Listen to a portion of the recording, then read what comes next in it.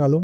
आज आपण अशा विषयाचा अभ्यास करणार आहोत जो अनेकांना त्रासदायक वाटतो आणि ऐकायला कठीण पण आहे. त्या विषयाचं नाव आहे छळ. छळ जरी ऐकायला कठीण वाटत असला तरी तो आपल्या विश्वासाचा एक पाया आहे. अनेकांना वाटते ख्रिस्ताचे मी अनुसरण करतो, मग काय मला आशीर्वाद मिळतील, सुख मिळेल, मग काय शांती अनुभवता येईल. पण काय हो, असंच आहे का? बायबल्स आपल्याला सत्य वेगळं सांगतं या बाबतीत. प्रभू येशूने म्हटले आहे की जगामध्ये तुम्हाला क्लेश होतील, तरी धीर धरा, मी जगाला जिंकले आहे. योहान याचा 16 अध्याय आणि 33 वचनामध्ये हे सांगण्यात आलेले आहे. आज आपण हेच समजून घेणार आहोत की जेव्हा आपला विरोध होतो तेव्हा देव आपल्याकडून कोणत्या प्रतिसादाची अपेक्षा करतो. बरेचदा आपला प्रतिसाद हा नकारात्मक असतो. अनेक लोक ज्यावेळी छळातून जातात, त्यांना त्रास होतो, त्यावेळेस ते देवाविरुद्ध बोलू लागतात, चर्च सोडतात, बायबल वाचणं सोडतात, प्रार्थना करूशी वाटत नाही, सहभागिता टाळतात. पण काही योग्य आहे का?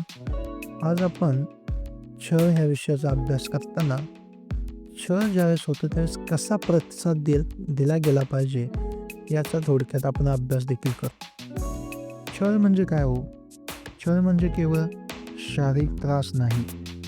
जेव्हा आपण येशूच्या नावामुळे लोकांचे टोमणे ऐकतो, जेव्हा आपल्यावर खोटे आरोप केले जातात किंवा जेव्हा आपल्याला समाजातून वेगळे पाडले जाते, तेव्हा तो आपला छळ असतो.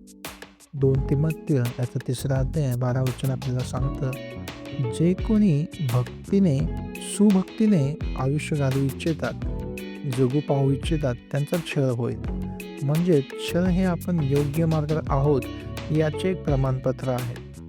मग ह्या छळाला आपण कसा प्रतिसाद द्यावा? अशा वेळी आपण काय करावे? बायबल आपल्याला 3 गोष्टी सांगतं. पहिली गोष्ट की अशा वेळेस तुम्ही प्रार्थना करा. मत्ती याचा 5 अध्याय 44 वचनानुसार, जे तुमचा छळ करतात त्यांच्यासाठी प्रार्थना करा. सूड घेणे हे जगाचे काम आहे बरं का, पण क्षमा करणे हे देवाच्या लेकरांचे काम आहे. दुसरा प्रतिसाद आपण असा द्यावा की आनंद मानावा. मत्ती याचा 5 अध्याय 12 वचनामध्ये देवाचं वचन सांगते की आनंद करा व उल्हास करा, कारण स्वर्गात तुमचं प्रतिफळ मोठं आहे. आणि असा छळ त्यांनी संदेष्टांचा पण केलाय, इतर लोकांचा पण केलाय. आणि ह्याचाच अर्थ काय हो? आपण ख्रिस्ताच्या रक्ताचे वाटेकरी झालो आहोत. तिसरी गोष्ट किंवा तिसरा प्रतिसाद आपण असं म्हणूया की आपण स्थिर राहायला शिकलं पाहिजे. छळ आपल्याला संपवण्यासाठी नाही, तर आपल्याला शुद्ध करण्यासाठी येतो. म्हणून आपण संकटाच्या काळामध्ये स्थिर राहणं अत्यंत महत्त्वाचं असतं. ह्याविषयी एक उदाहरण मला तुम्हाला सांगू वाटतं. ते म्हणजे इतिहासामध्ये पॉलिकार्प नावाचा एक महान देवाचा सेवक होऊन गेला. जेव्हा त्यांना ख्रिस्ताचा त्याग करण्यासाठी आगीत जाळण्याची धमकी दिली, तेव्हा 86 वर्षाच्या त्या वृद्धाने एक महान उत्तर दिले.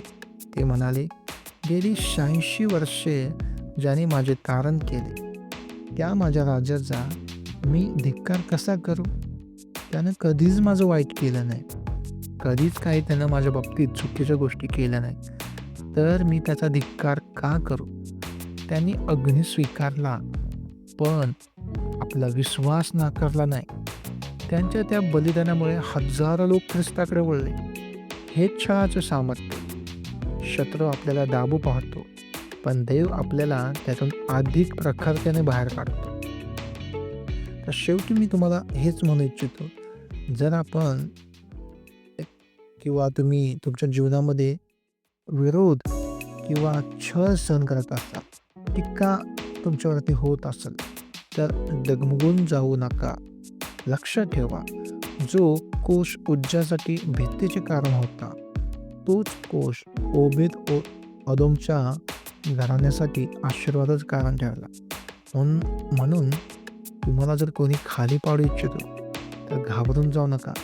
येशू तुम्हाला उचलून धरेल. तो तुमच्या सोबत आहे. त्याचं नाव इमॅन्युएल आहे. तो छळाच्या वेळेस देखील तुम्हाला सहाय्य करेल. तो निश्चित तुम्हाला गौरवाचा मुकुट देईल. परमेश्वर तुम्हाला या वचनाने आशीर्वादित करू आणि छळाच्या प्रसंगी स्थिर राहण्यासाठी, इतरांसाठी प्रार्थना करण्यासाठी, त्याच पद्धतीनं सुभक्तीचं जीवन जगण्याकरता अधिक सहाय्य करू. आमेन.